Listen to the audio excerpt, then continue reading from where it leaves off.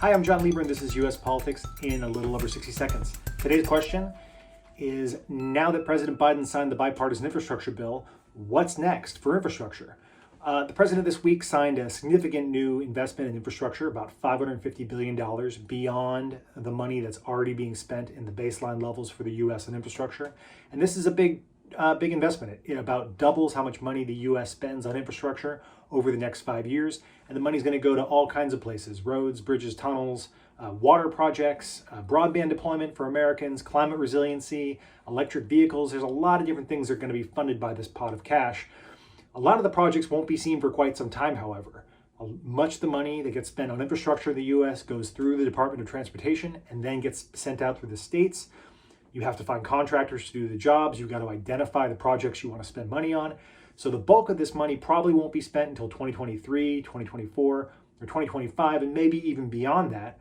But over time, Americans are going to start to see a lot of new projects going on in their communities.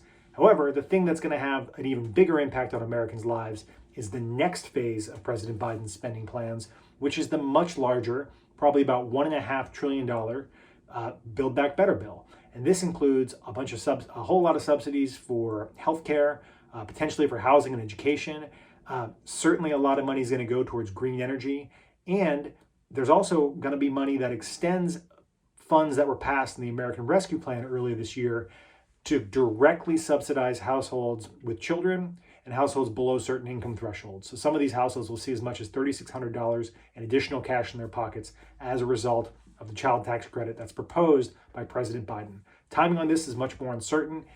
Given the holidays are approaching, it may not end up passing until next year. So many Americans won't see any benefit from this until probably closer to the summertime of 2022.